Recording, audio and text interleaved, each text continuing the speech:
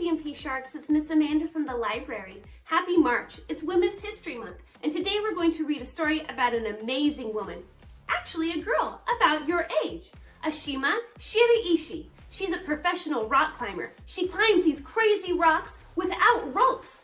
It's amazing, but sometimes it's a hard problem she has to solve. So let's read how she does it in How to Solve a Problem.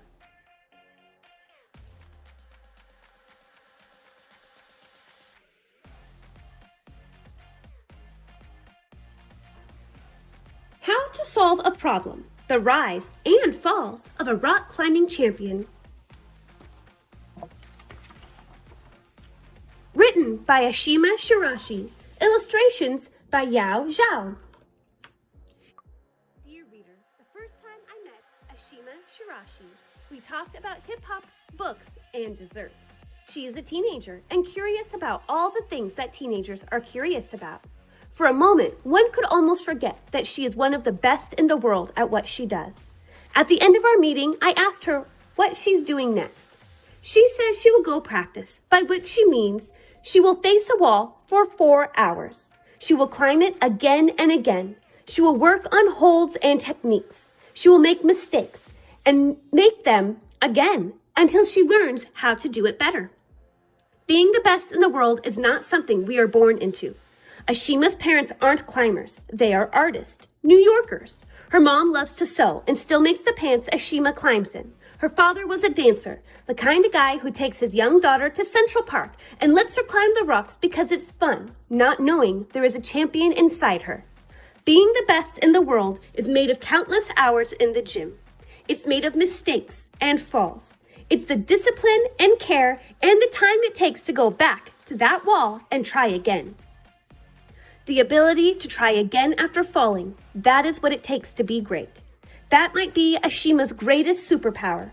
I imagine every child might like to be the best in the world at something, and I know no better guide than this teenager who likes hip-hop, books, and dessert. Who, after school, will go to a wall in Queens or Brooklyn and keep working on that wall, that problem, as a climber would say, until she has solved it.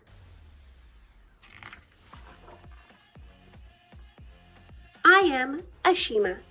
What I do is climb. What I do is solve problems, which is to say, I make them mine. We climbers call our boulders problems. We also call our problems problems, and to solve them both is sort of the same. Once I had a problem, and it stretched into the sky. It was tremendously endless. It was bigger than thinking. It was as huge as the air or the night or the planet. It was a problem bigger than any I had ever seen, and I have seen plenty. There were twists and turns. There were places that looked as slick as glass. One part was arched like a question mark. Another part stuck out like my father's elbow in a photo I have seen him dancing. And another was shaped like the bolts of fabric stacked in my mother's sewing room. There were many parts, and none of them looked easy. I sighed and clapped my hands full of chalk, which is what I do before I solve a problem. I held this problem in my head. I mapped out every step, each place I would put my hand, and then I began to climb. Dug my toe into the dot of the question mark, jammed my fingers into the bend of my father's dancing elbow, kicked my leg over my mother's fabrics. I was climbing on nothing but air, and then for a moment, the world slipped out from under me. The ground beneath me rushed up and pressed into my back, like the hand of a giant named gravity.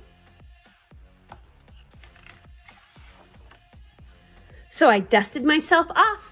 Dad asked how I was feeling and passed me a peanut butter and jelly sandwich, and for a while we just sat there. Then, when I was ready, I looked at the problem again, with the new information the fall had given me. Each fall is a message, a hint, an idea, a new way to move from over there to over here. And so I started, so I fell. And so I climbed again, listened to what the fall had told me.